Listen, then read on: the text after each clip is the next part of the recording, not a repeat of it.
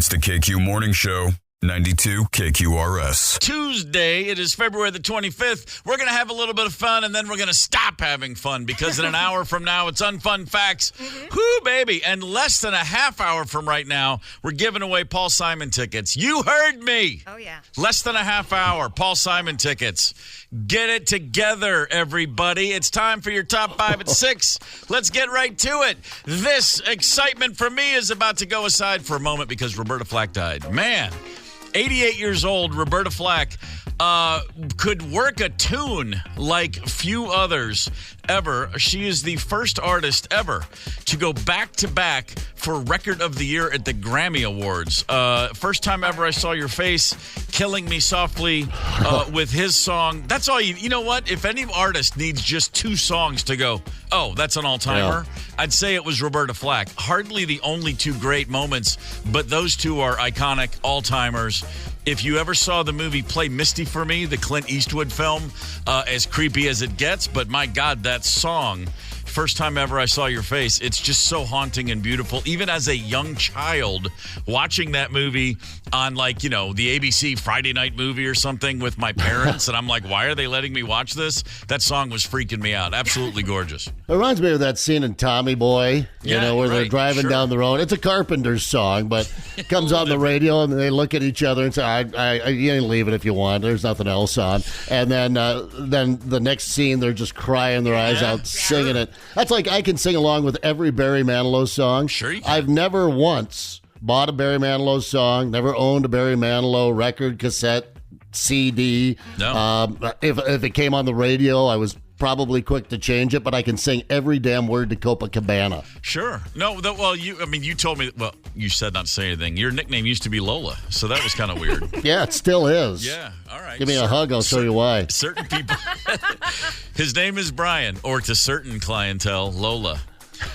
Roberta, well done, sister. Seriously, what an incredible voice and man. Thank you for all that. Seriously, first time I ever saw your face, I never turn it off. I always turn it up. I sit there and I go, God, man, that's a song. Number 4 on your top 5 at 6, Hooters is declaring bankruptcy. Oh, are they sagging in sales? Wow. Well, you're not allowed to ask how old. No, that's flight attendants. The iconic restaurant chain Wings and Hooters, they've been struggling with debt and of course, an incredible decline in overall customer numbers. Way to go, gamers. Nice job, nerds. I'm just going to say it. Boobs are not trendy anymore. And this is a problem for Hooters. This is not. You say that. This is not the woke backlash to the objectification of women. This is the exact opposite. This is all the young boys are afraid of girls. Yeah. I'm going to keep playing carnal knowledge on my gaming system. I'm not going to go to look at attractive women. Of course, their food sucks, too. There is that. I don't understand the whole Hooters thing because I can go into a Burger King and they're sexier than the Hooters outfits these days. I think they're a little. Go into any freaking dive bar you want and they're dressed. They have less clothes on. I would say to the Hooters employees, stay perky with your chest high. Keep it up. There is that moment in life when you and whoever you're with, you're sitting in a Hooters. We've all been there, and you realize if this place were called Mike and Lenny's, we wouldn't be eating here. We can say the wings aren't bad. I've had conversations. See, that's exactly it. No, the wings are actually pretty good, but you know what? Wings are pretty good everywhere. Let's just call it what it is. You don't have to go there. You can go someplace much more sedate and that's very true. Pedestrian. It's just we talked about it yesterday. All the adult video games out there. I'm laying the blame of the demise of Hooters squarely at the video game industry. Thanks, guys. Number 3 on your top 5 at 6. Remember the movie? Remember the show Breaking Bad? One of the most iconic episodes ever was the train heist, where they stalled a train. They forced a train to stop, and then they took an entire freight train of liquid to make meth with. It's one of the most exciting episodes in television history. Well, apparently, based on real things, people are still hijacking freight trains out west, although instead of stealing the methamphetamine you used to make meth with, Nike sneakers. That's right. Footwear. $2 million worth of Nike footwear has been stolen from freight trains in California and Arizona within the last year. $2 million. Just last month in Arizona, thieves cut the air hose off of a BNSF freight train and stole just under 2,000 pairs of soon-to-be-released Nike and Air Jordans. That was about $500,000 in itself, just in that one heist. That much effort for shoes. Right? They're shoes. I mean, when was the last time, be honest now, you bought a pair of shoes off the street corner? It's been a minute. Yeah? It's been a minute. In fact, it's only happened once. I truly did buy shoes off the street in New York City once in 1990. Simply because the shoes I was wearing had a hole, and one of them had a hole, and it was spring and it was wet, and I was like, and there was a guy selling obviously stolen shoes, and I was like, I'll take those for $20, and he was like, sure, and he laughed like he would have taken $5. And I gave him a 20, which was all I had in the world, and I've never been happier. So I guess it all kind of checks out. It happens. I imagine they sell a lot of these online. That's why you get some, $150 Nike shoes for $50. You better be making a lot of money because you're taking a serious risk. I don't know much about the railroad freight industry, but something tells me if you get caught hijacking a train, you're going to jail for a long time. They got some high-priced lawyers on that side of the fence. Number 2 on your top 5 at 6, Ryan Hartman's got some high-priced lawyers on his side of the fence, and his suspension has been reduced from 10 to 8 games. Hey, it's something. Well, yeah. I mean, they're on a little bit of a win streak now, but we need some more firepower back. Kaprizov's still out, of course, and I would love to get Hartman back in the lineup. He will be back as of March 4th. The Wild will be in Seattle for that game. Of course, this goes back to February 1st when he got busy at a faceoff trying to shove a man's chin through the ice. Justifiable. Justifiable, of course. Well, he played for the other team. He was on the Ottawa Senators. Mike, what are you supposed to do? Yeah. That's what you're supposed to do. Mike, he hit him with the stick and he didn't go down. I mean, bring the forearms to play. So Hartman's back, and let's go. Let's get this. We're getting ready for the final push into the playoffs. Looking forward to that as things start to, as they say, heat up. And by the way, can I just say, I had a lengthy conversation with somebody the other day. They're like, "How's Minnesota? Are you into high school hockey yet?" And I said, "You're damn straight I am." Yeah. This will be my 3rd spring where I sit in awe at how much I love the high school hockey championships. The playoffs at the XL Energy Center 2 years ago, I was the guy laughing when everyone in this building said, "Oh no, you got to check it out." And I was like, "I'm not gonna get." Oh my God! Oh my God! It's intense. It's unbelievable, and I am genuinely excited for it. Good morning, Chanhassen, Minnesota. Happy to have our listeners in Chanhassen up early and rocking out with us. And, you know what to do from that point on. Number 1 on your top 5 at 9. Get ready. Here's great news from JetBlue.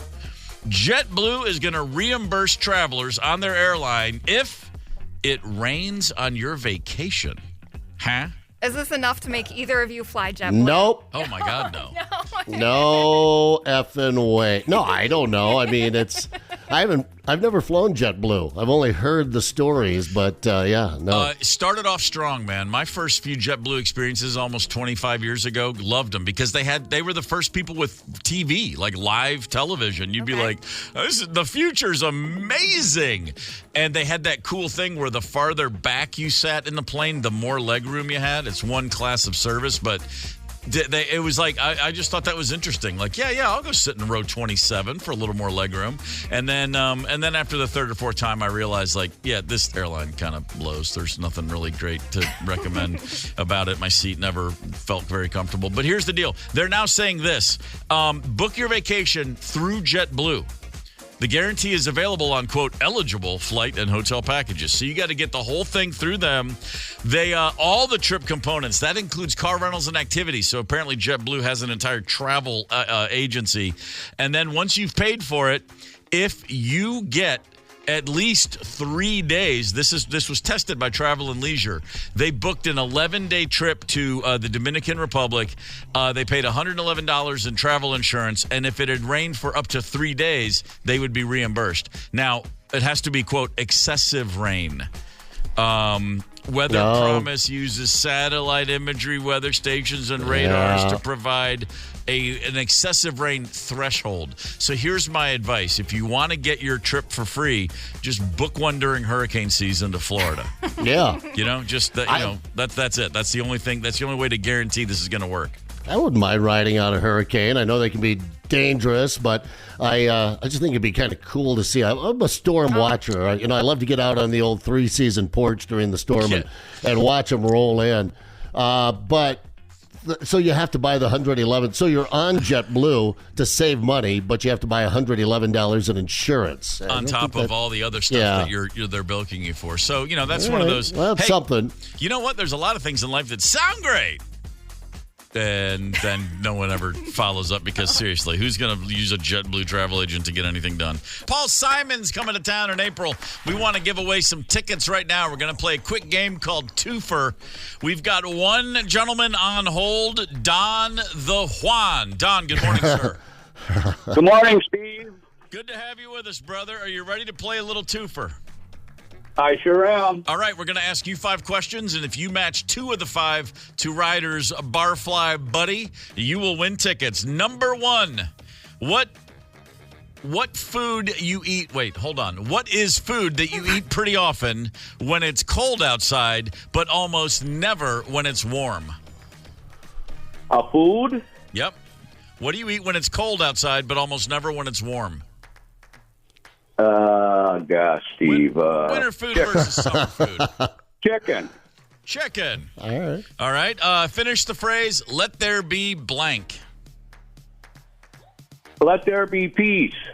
Nice. How about this? Okay. At what age is a kid old enough to bring to Valley Fair?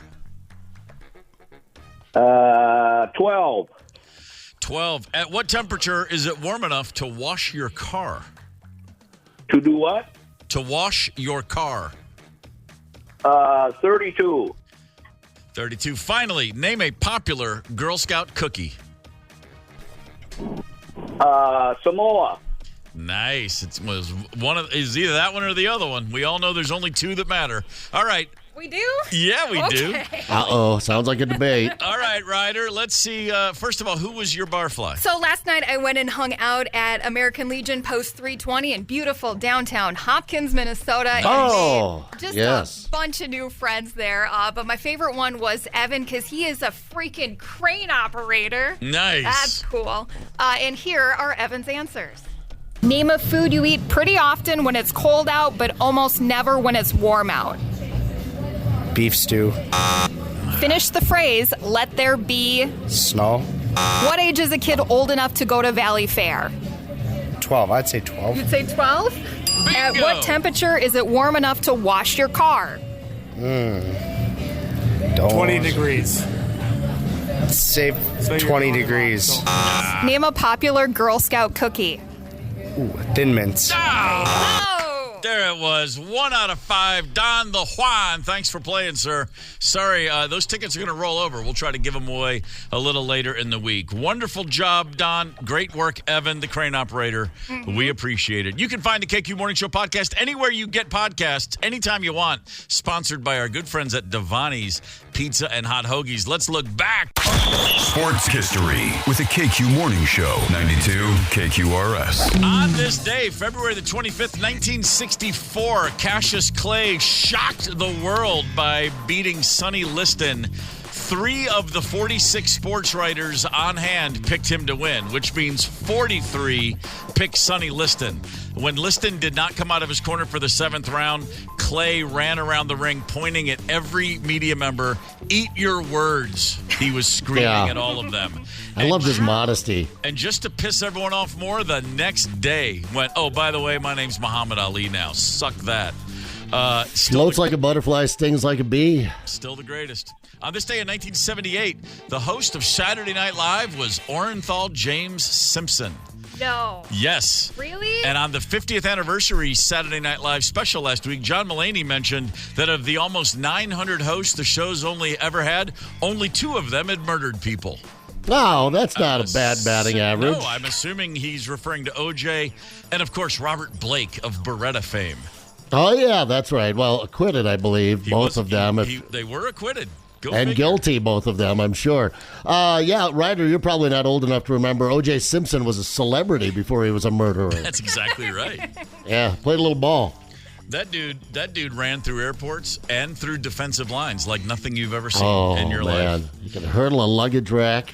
Make no mistake. His work as Nordberg was top shelf. I mean, come on, those Naked Gun movies. Yeah, he had a good thing going until the double homicide. It's weird how that'll derail all your plans. It's the KQ Morning Show, 92 KQRS. It's the KQ Morning Show on Minnesota's classic rock, 92 KQRS. Oh, I was just trying to get my facts straight. Unfun. Unfun. Not fun. Not fun, not fun. Entirely unfun. The KQ Morning Show presents Unfun. Facts. Let's begin, shall we? Shall we? Oh, we've had enough fun for now. Here's your unfun facts for an unfun Tuesday. Crows, the birds, they remember who's done them wrong.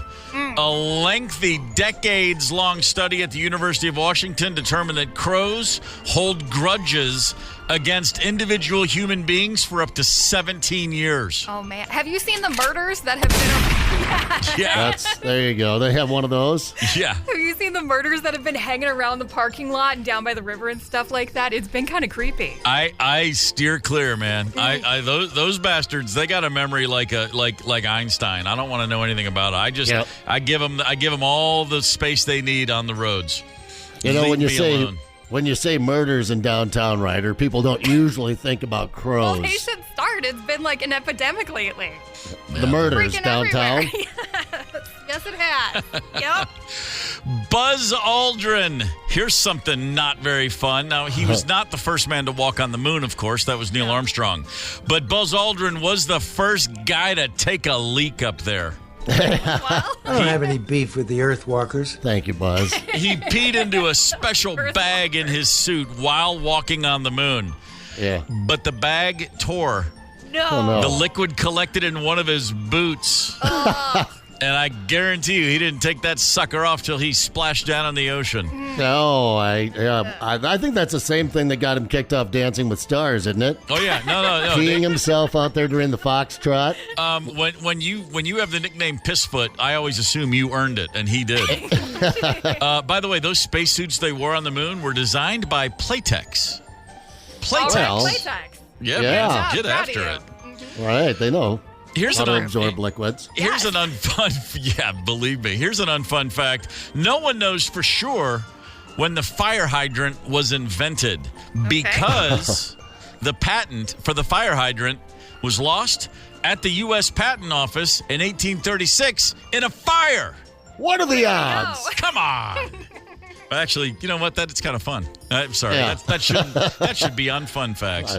How about this? Grover Cleveland, former U.S. president, the only president who was also paid to kill people. He was an executioner earlier in life. Yeah. When he was the sheriff of Erie County, New York, 10 years before becoming president, he personally executed 2 criminals. Grover, good Lord, the will of the people. No Andrew Jackson, but that's pretty cool. No. I said legally paid to kill people, not a genocidal maniac. I just read the other day that he was in 103 duels. Oh, Andrew Jackson. Andrew Jackson? Yeah. He was a sociopath. At best.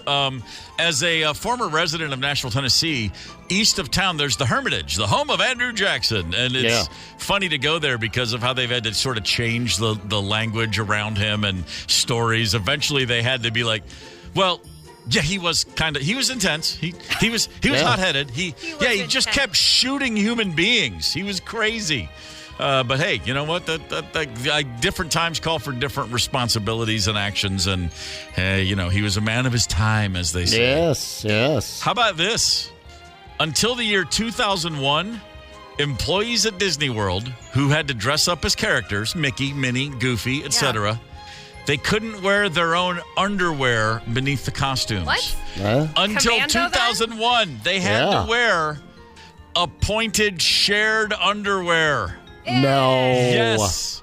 Yes, and after there were a handful of lice cases, lice being passed around, Disney finally changed the policy. Imagine being Goofy at Disney World, and you're like, yeah, this is great, except I'm wearing someone else's drawers, and I just got lice. Yeah, but they get paid so well. Well, there is that. And boy, I mean, all the joy you bring little kids who vomit on you. Yeah, no kidding. Oh, wow. Here's easily the most unfun thing we're going to discuss today. Right now, we're closer to the year 2070 than the year 1970. Let's all sit with that for a moment and weep for the past. Wow. Well, 1970, I don't remember it. I was a toddler. And 2070, I'll never make it. So, you know. I guess it's all the same. Yeah, I guess. Wow. Man. 2070. There's a group called the Murder Accountability Project. They track homicide data nationwide. Nearly 300,000 people have died since 1980 in unsolved homicides. 300 grr. That is 6,666 a year. 6,600 unsolved homicides. You know who I'm talking to out there. You might get away with it. You know who I'm talking. You know who you are. You might get away with it. All right, here's an unfun fact. There's an animal out at sea called the blanket octopus. Okay. The female blanket octopus is 70 times larger than the male. She's 6 feet long. He's less than an inch. Yeah. To mate, the male swims in, breaks his junk inside of her. He goes inside the octopus, breaks it off, and then swims away. Is that his entire life? Now, this is, I mean, a lot of men's figurative experiences, but in the blanket octopus, they literally live up in there. He's a chubby chaser. Nothing wrong with that. Here's a pretty unfun thing. It's legal to marry a dead person in France. Wait, can you claim them as a dependent on your taxes? I'm not really sure how that works. I mean, I would consider it again. You scoop up some inheritance. I think they just understand that, well, the heart wants what the heart wants, and love is a terrible thing to have lost. And there was a night when she was killed in that fire, and he doesn't want to carry on with a new woman, so let him marry her at her grave. And they just get drunk and drink a lot of wine, and, you know, that's how that goes. They have to consummate that? I'm not really sure how that works, but I mean, in South Dakota, they just had a case over there a couple of years ago that they weren't legally married. They were together for 7 years, but they annulled the relationship because they both agreed they'd never consummated it, so it was not legal. After 7 years? Oh, in the boy. state of South, yeah, exactly. You know, I think they were just going for the tax break there. It'd just be easier to marry a dead person, but then you have to consummate, and yeah, that's where it gets weird. Yeah. Well, all I know is I'm in the mood for red wine and cheese right now for some crazy reason. Vive la France and their marriages with the dead. All right, there's your unfun facts for a Tuesday. Nothing more heartwarming than the stories we hear about teachers going the extra mile for their students. A high school teacher in Salinas, California, was offering his students some extra help on their upcoming tests, which is, you know, lovely, wonderful. Sure. Extracurricular. Hey, guys, you know, this is important for your future. We got to do well. I'm going to go to the wall. I'm going to go through the wall for you. I'm going to bring you all I got. And one student decided to tell her mom about it via text. She was texting her mom, oh, my gosh, my teacher's so great. He's offering us all kinds of help. And then she specified, here's a mom talking about those very text messages. And I'm getting these messages from my daughter that her teacher is selling drugs in classroom to enhance homework and test performance. And I was just, I thought maybe she's taking it out of context. This is appalling. There's no way a teacher's doing this. The messages read, homework enhancing pills, $5. Test enhancing pills, $25. And that the kids should take 15 a week. When the student asked what's in them, the teacher apparently said, it's a secret. It's unknown if any kids bought the pills, but we're told the pills may have been Tylenol, and it was just a bad joke on behalf of the math teacher. Even joking about that kind of situation, what kind of example is that setting to our children? I think that's atrocious. All right, Mom. What are you texting your kid at school for? This is why they got to take the phones away. That's right. Back in my day, math teachers were shoving all kinds of things down our throats, and our parents never knew about it, and we turned out great. Yeah. But just leave it to a math teacher to not get that this is not a joke in the, if it is in fact a joke, if it was just Tylenol. And I immediately go back to my math teacher in high school, Mr. Stevens, and this is the kind of joke he would have made. He was completely socially inept, had no concept of how to talk to his kids, and he would. This is the guy who one day waxed poetically about helping his neighbor build a garage, and he explained that it was his knowledge of algebra that saved the day.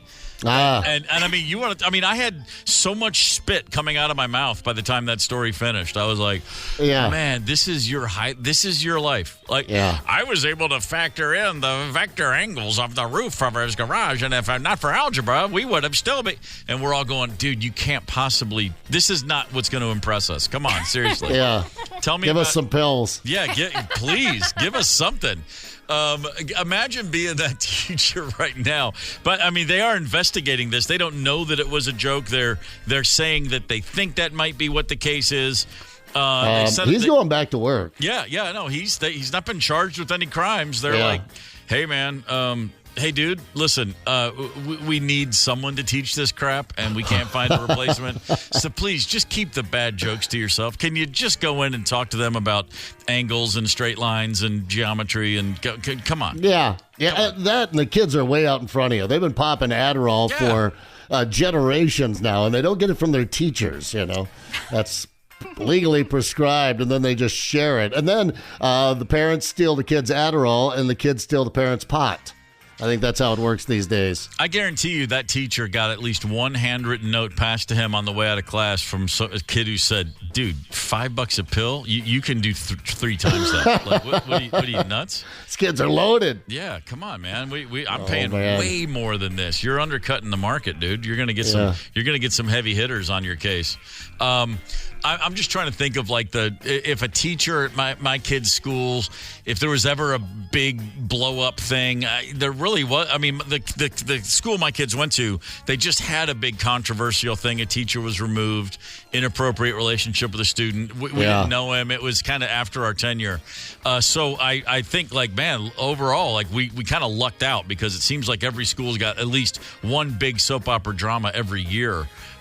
In talking to other people about it. But when I was in school, at my little school in a little town, yeah, man, there was all kinds of like teachers getting busted for having affairs with each other. I mean, this is a small school. And at least once a year, a kid got knocked up, or a parent or a teacher got knocked up outside of their marriage, or 2 teachers left their spouses for each other. It was an honest-to-God Genoa City Young and the Restless revolving door at a small school in a small town in the 80s. I think because they were small schools, Steve. I went to a small school in a small town out there in South Dakota, and not once but twice we had the football coach marry a high school senior as soon as she graduated. And it turns out they were sisters, the Boomsma sisters, Jean and Joan. Jean married Coach Rose, right after her senior year, and everybody went, I mean, like 2 weeks after graduation, we went, wait, were you guys dating in high school? And then Coach Cool, isn't that a great name, Coach Cool? God rest his soul. Yeah, with a K. He married Jean, her younger sister, like 5 years later. Incredible. Yeah, I had a tour manager named Rich Cool once. And it was the greatest thing ever to have that name. The Boomsa sisters. Please tell me that they were the Baba Boomsa sisters. I mean, there had to be nicknames galore. They were both very tall. Jean won the state championship basketball. She was like 5'11", and Joan was like 5'10", which was very tall back in our day, back in the 1980s. Yeah. And, they had it going on. I dated Joan for a little bit, but then she just broke up with me for no reason for the high school football coach. I don't feel bad about that. I mean, he had it going on. Coach Cool had it going on, yeah. And it wasn't even scandalous. People were like, oh, well, you can't be football coach anymore. No, not really. It was a small town. I slept with one of my teachers in high school. No. Here's the deal. I know. You don't keep going. Yeah, I'm not. No. Locations. I'm not going to do that. Positions. Come on. Here's the deal. In Woolsey, South Dakota, we had like 80 kids in 4 classes. It's a town of 350 people out in the middle of nowhere. So the teachers we got were Mrs. Baruth, who was 84 years old and had the horribly arthritic knuckles. Or we got the teachers right out of college. So a lot of our teachers were 23 years of age, So by the time you're 17, 18, there's not a huge age gap there. And they've been stuck out in a town in the middle of nowhere with probably not a lot of options. Yeah. So it happened from time to time. And I got my share. I had one teacher. I was in 10th grade. My French teacher. She was there 1 year. Same thing. Right out of college. Miss Jones. Every male in that building was like, first day of school, morning assembly in the gym. Good morning. Welcome to 1980-81. And everyone in the building is going, who in the living hell is that? And Miss Jones walks in, and she's going to be the new French teacher. And thank God I'm a big French student. And we're buddies, and we're hanging, and we're in love. And I'm like, everyone's in love with this woman. At the end of the school year, she took the French club. I actually joined the French club. That's how much I was in love with her. She took us out for pizza the last week of school for lunch. And we went to a place for pizza, and we were all, it's like 11 dudes and one girl. It's so ridiculous. And we're all just like staring at her and talking to her and trying to speak French. And I'm trying to I'm ordering my personal pizza in French or whatever the hell I was doing. And then she said at one point, it's so hard to eat pizza and not drink a beer. And we all said, go ahead and get one. She's like, I can't get a beer. It's lunchtime on a school day. We were like, no, we'll never tell. No one will ever tell. And that woman, by God, she went up and ordered herself a beer and drank it and then drove us back to school in the van. And we didn't tell. Not one of the boys ever shared that information. That's amazing. But the one girl at the table couldn't wait to tell everybody. And Miss Jones was told before the end of the school year that week, you're not coming back. She was fired for having had a beer at lunch. And we were devastated. And right after school ended, the last day I went up and I was just like, Miss Jones, I'm really enjoying having you in class.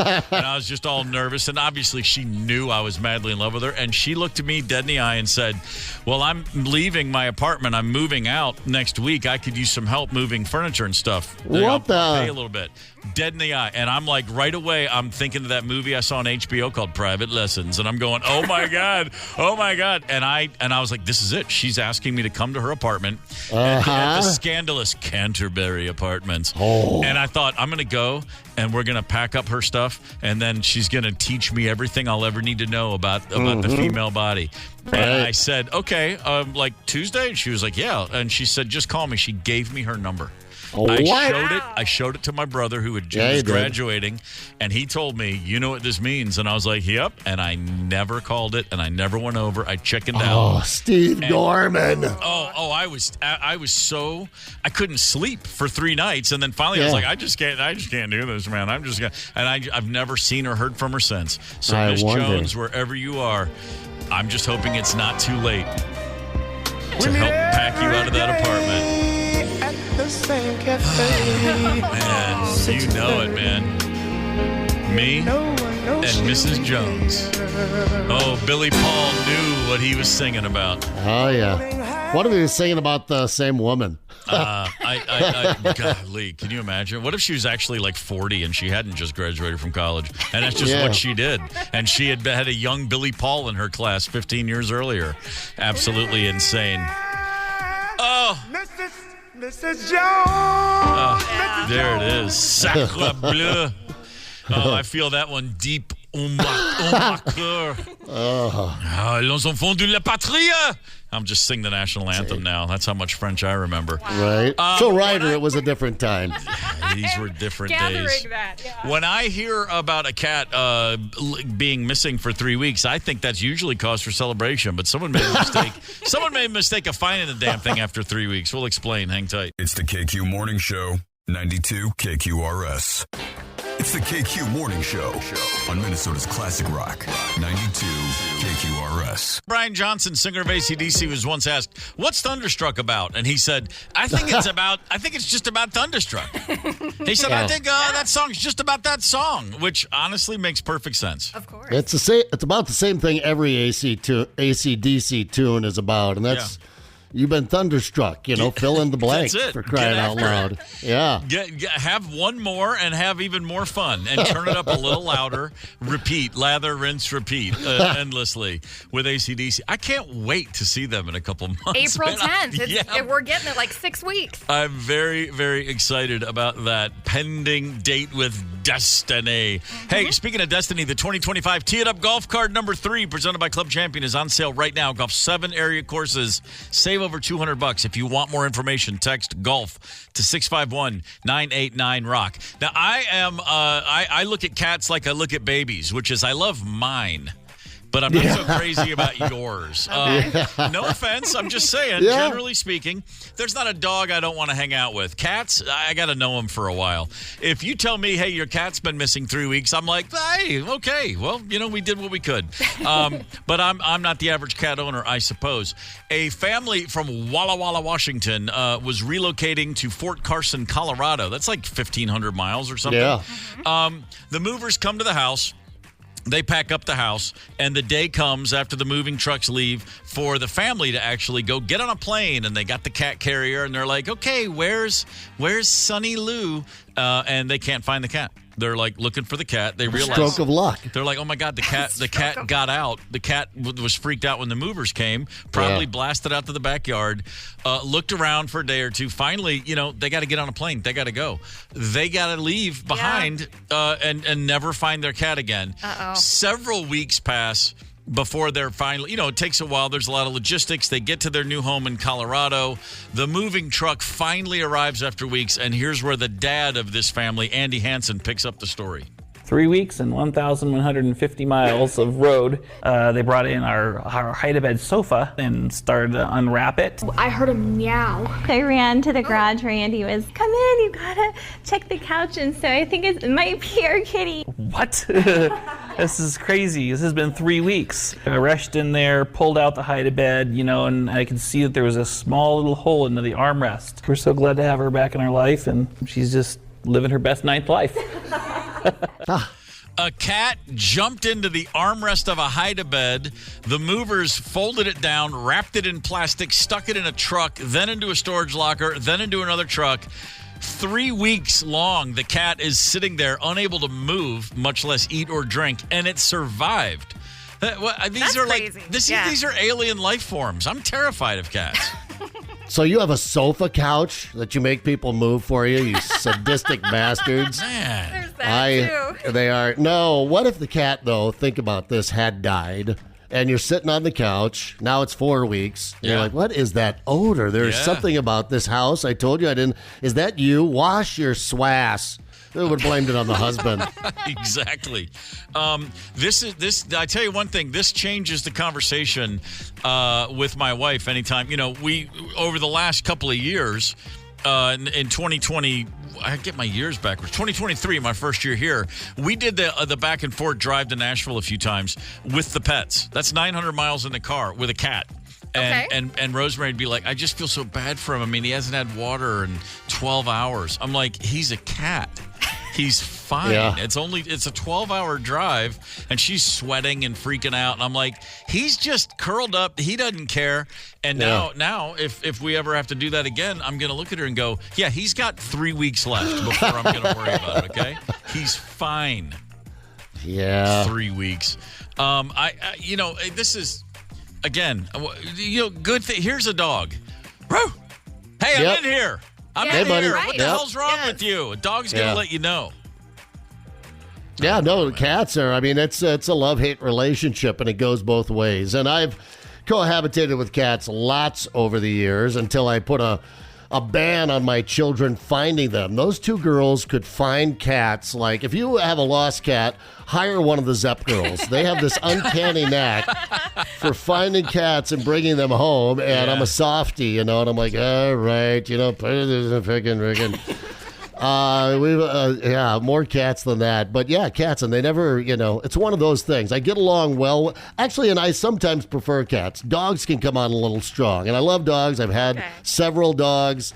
And of course, you bond for life with your dog. There's, that's a strong bond. Sure. But sometimes they just, all right, can you just sit down in the corner and relax? But cats, they'll disappear for a couple of days.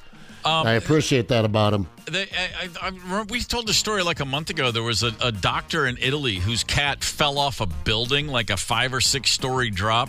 Yeah. And he picked up his cat and he took it to his hospital where he worked, gave it a CAT scan, and then performed surgery to save the cat's life.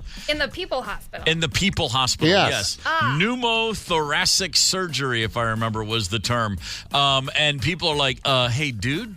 We got an ER and a waiting room. He's like, no, it was late at night. It was no problem. Oh, there were no more x-rays scheduled. Imagine seeing a doctor run into your people hospital. You're at the Mayo Clinic, and a guy comes running in holding a cat, going, get me to radiology. Get me into operating theater 6, stat. You're going to be a little freaked out. But I guess people do crazy things for their animals. Lord knows. Oh, yeah. Lord knows Chauncey Gorman has broken the bank. He's going to be 8 years old next month. He's just on an 8-year run of costing me a fortune. And I never question it. I'm just like, oh, okay. Got to be done.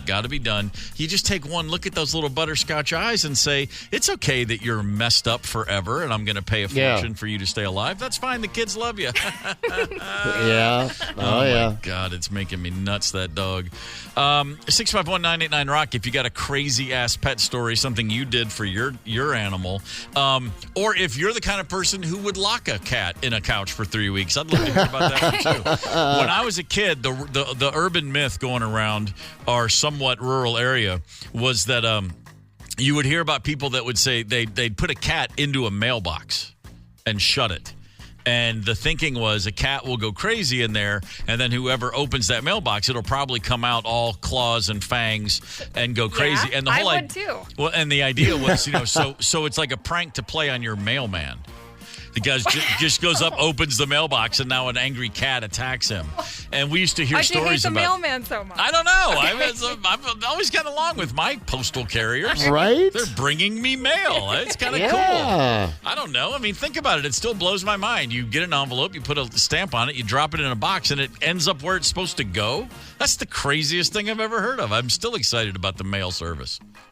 Just saying, I'm just trying to think. I did get a wedding invitation recently, so there was some personal mail, which I did throw away, by the way. Sure I didn't get it, but they're like, we mailed it. And I said, you know what? I just grab it from the mailbox, and I walk 2 steps over to the garbage can, and I just throw it right in there. Bang. In fact, I think I should just take the mailbox out and set a garbage can there. And when you pull up, just drop it in the garbage can.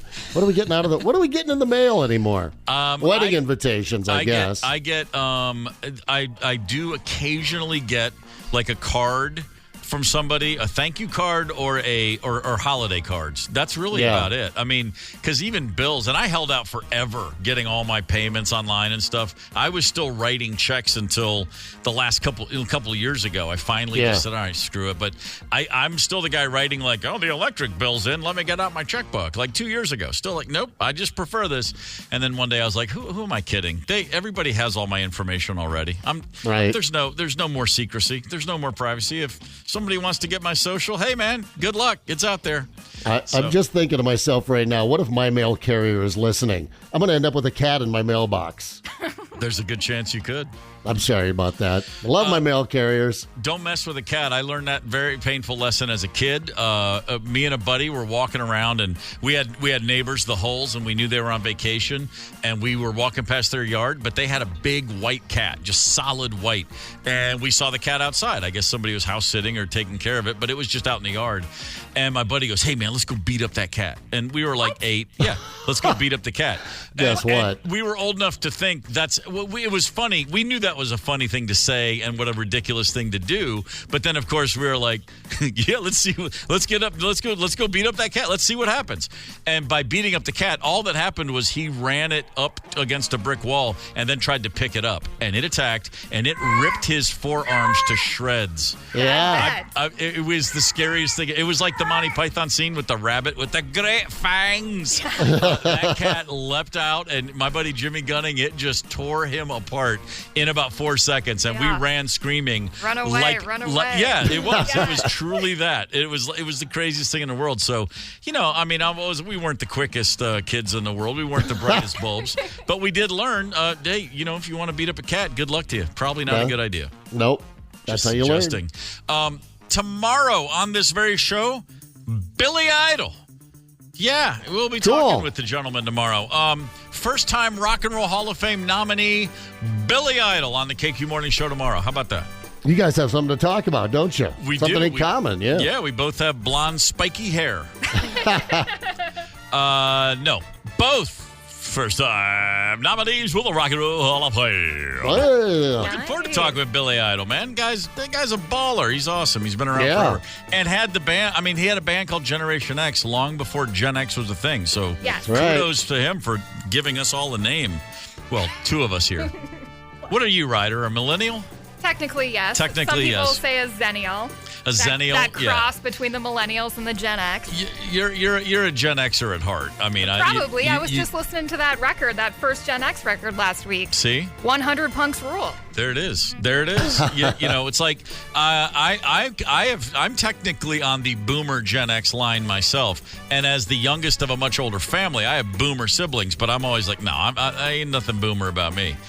I don't think. Maybe. I don't know. Hell, who knows? I'm turning 60 this year. I'm a little nervous. Give me a break. Yeah. We talked earlier in the show about a teacher in California who was offering his kids study aids, study enhancement, pills, basically. And, you think to yourself, well, he's probably, the story was maybe it was a joke. But at the end of the day, like, what could possibly go wrong with a guy offering his kids pills at school to help them out? Well, the kind of things that can go wrong, I don't know. Like maybe you release people into the world with a high school diploma who think it's cool to drop heavy things on their feet on TikTok. Wow. That's right. The new TikTok trend is a challenge. Drop heavier and heavier things on your foot to see how much it hurts. And there are videos galore on TikTok. One guy does it with a hammer, a space heater, and then a cordless drill. You can search the hashtag drop challenge. You drop things on your feet, not wearing shoes, and then you rate your own pain on a scale from 1 to 10. Wow. This is where we are, ladies and gentlemen. That's an 8 out of 10 there. That's an 8 out of 10 there. That was the guy that dropped the space heater on his foot. It's not very imaginative. I like the full bush challenge that came out a few years ago where women would quit shaving and wear their bikinis to the beaches. The milk crate challenge was not one I tried, but I may have fathered a daughter who tried it and broke her kneecap. I didn't even know you could break your kneecap, but yeah, you can. I don't remember the milk crate challenge, I'm sorry to say. You just got to pile milk crates up like a big stairway, then you try and crawl up them, and then there's a big toppling. And, when we were kids, you talk about the Gen Xers, these were called dares. We dared each other. That's like exactly right. South Dakota surfing, we called it. You had to stand on the hood of a vehicle while your buddy drove you down the road surfing. You could not hit the brake, and you could not swerve. And but I did lose a lot of skin doing the South, because it was always on a gravel road. Sure, it was. Yeah, a lot of the people doing the foot challenge are Brits, and it's just funny to hear English people talk about it because, it's funny when you're going to drop something it's moderately going to hurt. I think people like seeing other people in pain. This is literally the comments they're leaving. Well, it's funny when you watch people in pain. Oh, my foot feels broken. Definitely a 10 out of 10 there, boys. 10 out of 10. That's you'll know them by their limp. 10 out of 10 there, boys. There was also, there was a little thing not that long ago called Stick Talk. There were people on TikTok ranking and rating sticks, and by sticks I mean sticks. They would find a stick on the sidewalk, they'd find a stick anywhere and rate it, rank it, and then of course people just click and watch because we're all completely lost. Wow. Yeah, here it is, the Stick Talk Challenge. What is up, Stick Nation? This is my official submission. This stick was growing through a fence. You can see it's great at casting. This is a wizard type stick. It has the protection sleeve on the bottom. This is an amazing stick. One of one. You will never find another stick like this. I don't know who I'm rooting for here, the Stick Talk or the Hoople Heads dropping space heaters and cordless drills on their feet. Wow, we've got a bright future, mankind. Have we always been doing crap like this? Just the internet wasn't around to share it? Because I do recall one, if not both of you, throwing rocks at each other as kids. Oh yeah. Rock throwing. Hell yeah. And then you guys were like, that's normal. We had wrist rockets. I shot, the first thing I ever shot with my BB gun was my brother in the back. Yeah, like a coward that I am. Yeah. But lost my BB gun a half hour after opening it on Christmas Day. We tried to hurt each other. I mean, I think with the online challenges, the danger is if it's your buddy, you're trying to hurt him a little bit, but not that bad. You don't want to get into trouble. And you don't want to, kill your buddy. But with the online challenges, like there's a really sinister one that was out some time ago called the Blue Whale Challenge.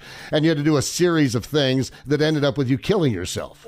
Oh, okay. Yeah. See how dark it can get? Because it's sinister. It's not buddies doing it, not your pals. It's whomever is out there on the internet, and it can be some very dark, sinister people. So, you got to take. Yeah, there was the NyQuil chicken challenge. That one was going around for a while, and doctors got all upset. It is cold and flu season, and we're just kind of pulling out of it now. But if you don't remember the NyQuil chicken challenge, here it is. My wife got sick last night, so I'm cooking up some NyQuil chicken. I've done this in the past, and usually I use about, 4/3 of the bottle. Season that NyQuil in there just at the right temperature.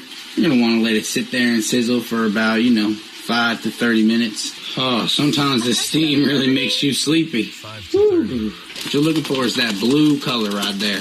Drain the unused right back into the NyQuil can, just like so. And boom, NyQuil chicken. I mean, there was a time when you'd get a cold or flu symptoms and you wouldn't think NyQuil chicken, you'd just think cocaine whiskey. You know what I mean? It was a simpler time, a much Gen X simpler right time for crying out loud. Hey, speaking of Gen X, 92 KQRS loves the idea of sending you to see Pearl Jam's Dark Matter Tour 2025. In Nashville, Tennessee this spring. Enter to win round-trip airfare, a 2-night stay, premium tickets, and Dark Matter lounge passes, plus record store vinyl and other Pearl Jam merch for this exclusive tour. This is for you and a friend. Text the national keyword MATTER, as in it doesn't matter. Text MATTER to 95819. Your top 5 at 9 coming up. Hang tight. It's the KQ Morning Show, 92 KQRS.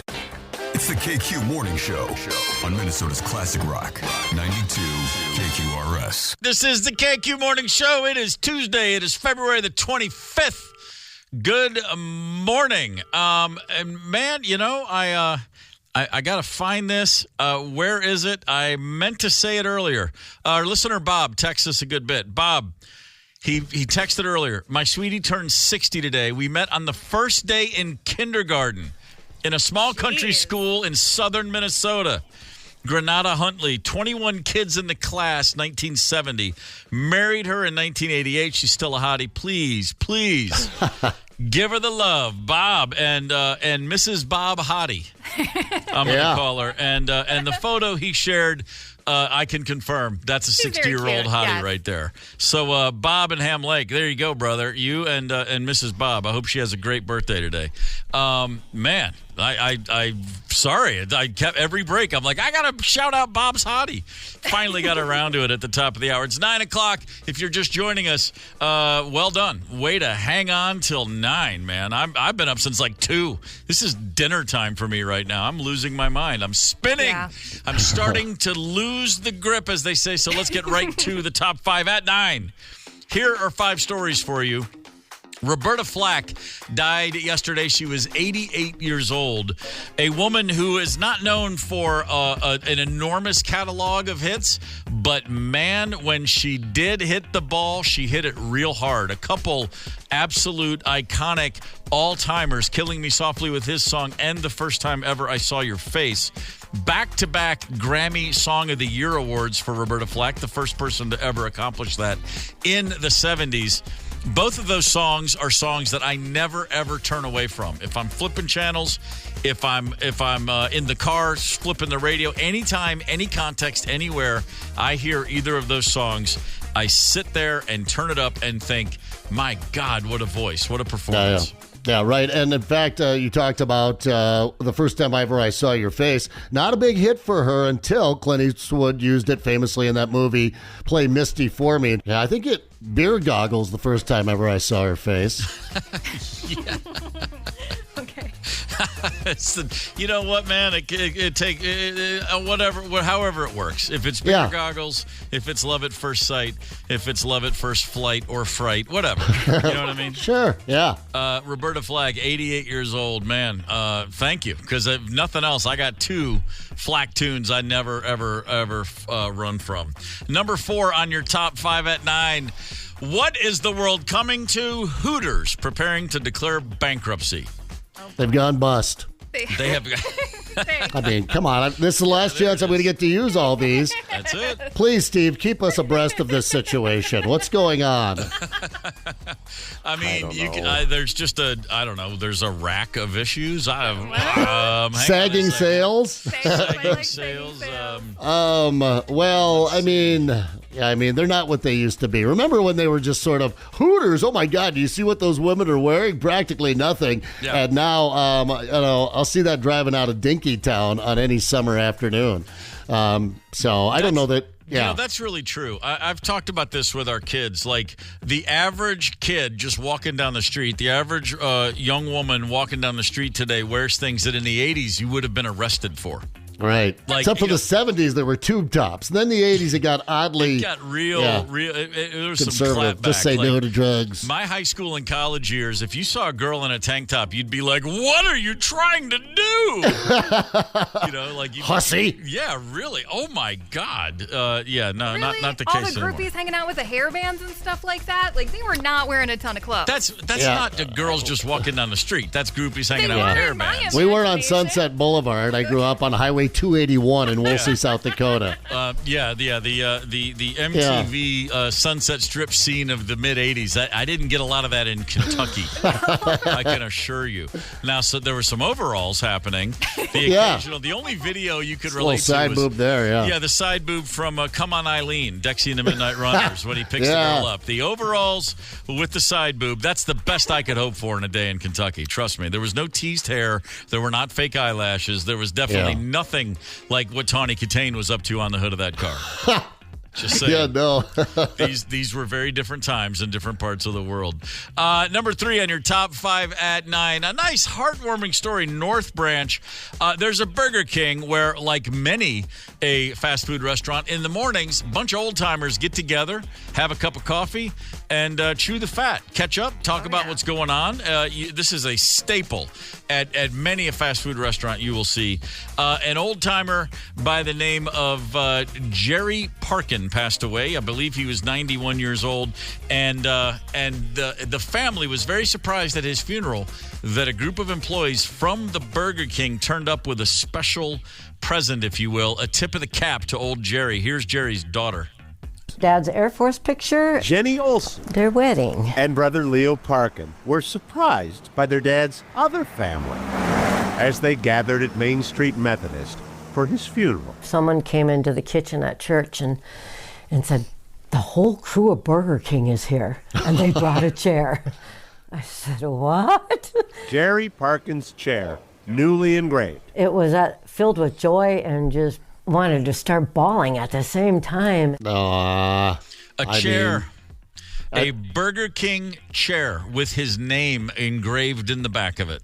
Yeah, I'm not going to call North Branch a small town, but it's out there, one of our burbs. And you go into these places, and I grew up around these places, and you're right, there's the old coffee clatch in there, right? And they're just all sitting around BSing, and they're in the same booth or table area every morning, and he enjoyed that and got to know the Burger King crew that worked there quite a bit. I think it's a heck of a touch. But in this piece from Hoop, Old Boyd, this is great. He just caught the rest of his buddies sitting around BSing in there from this Burger King up in North Branch.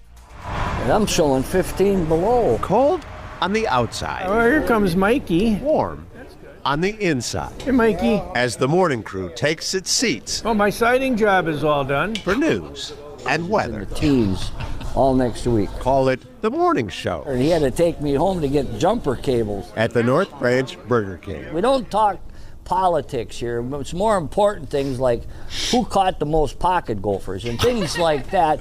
I caught a mouse that was just under 2 pounds. 2 pounds? The old 2-pound mouse. I like to eavesdrop on him when I go in there. And I'm not saying this has to happen with my passing this year, but the Hardys and Zimmerman, I'm just saying, I mean, I don't have a chair there because I always hit the drive-thru, but, maybe if you could bring the Frisco breakfast sandwich out to my funeral for everyone and just pass the bags around, sure, it would be appreciated. Oh, listen, man, not only that, but when we throw your corpse off that plane over the Alps, I'll chase it with a few of those sandwiches, too. Oh, would you? Yes, I knew I could count on you. Thank you. Yes. By the way, the engraved chair with his name is back at the Burger King. They put it back in there so everybody who goes in there can see where Jerry used to sit. And by the way, one last touch. Jerry, like you, when he was in the hospital during his final days, final meal was chicken nuggets, a cookie, and a shake from Burger King. Beautiful. That right there. There you Love go. it. Come on, man. There's your new spokesman with the help of AI. Just throwing it out there. Maybe the family could use a little extra coin. I'm sure they could make that work. Number 2 on your top 5 at 9. Hey, Ryan Hartman, that 10-game suspension you got after beating the snot out of that kid from Ottawa on February 1st, forget it. It's only 8 games. That's right. After the appeal, Commissioner Gary Bettman said 10 games, pshaw. Call it 8. Which is better than 10, I guess. But, I mean, it's hard to feel like you've won the arbitration when they just go from 10 to 8. I'm like, cut it in half, Gary. Come on. Yeah, I know. They don't do that too often. Well, they'll get Hartman back in the lineup. We could use, obviously, that. They're on a little bit of a win streak here. I think the Red Wings in town this evening, isn't it? Looking forward to watching that. But yeah, you're coming down the push here. You need all skates on the ice. And he's going to bring that chippy attitude back. But Rhino, maybe just, sometimes less is more out on the ice. Sometimes. Just saying. Sitting in third right now in your Western Conference standings on the Central Division, I should say, with 72 points. Boy, the Jets are still just running away with this thing right now. So, but hey, this is definitely a playoff team. Certainly should be, barring some calamitous collapse. So that's exciting. And here's hoping they, what do they call it? Win a playoff series. That'd be nice. Just the one. Let's get there, guys. Yeah. Want to give a quick shout out to our friends up in Chisago City. Glad to have you with us this morning, Chisago City. Almost got through it twice. I mean, there it is. Were they drunk when they named it? What is that? Chisago. I love you, Chisago City. That's exactly right. I used to hang out there all the time. Number 1 on your top 5 at 9. If you're a traveler, if you're a flyer, if you're a vacationer, hey, JetBlue would like to get your attention. JetBlue has a new program that apparently will reimburse travelers if it rains on your vacation. What in the hell? Here's how it works. You book your vacation through JetBlue. They offer protection on all the trip components like car rentals, activities, your hotel, and then you have to pay for insurance, travel insurance, which is going to cost you about $100 probably to cover everything. It varies by trip, but here's the deal. They provide a reimbursement of up to $2,500 if you can prove it rained for at least 3 days of your vacation. And by rain, they say, you start reading it, it's like, no, it has to be excessive rain. All right. Excessive rain. You can book an 11-day trip. If 3 of those days have excessive rain, you're going to get the reimbursement. A day of rain means 0.04 inches or more for 2 hours between 8 a.m. and 8 p.m. So basically what they're saying is bring your little homeschool weatherman kit with you. Yeah. Measure a bunch of crap. Bring some beakers and some test tubes and some thermometers and some barometers and all that crap. And if you can go to court and prove it, then they'll give you your $2,500 back.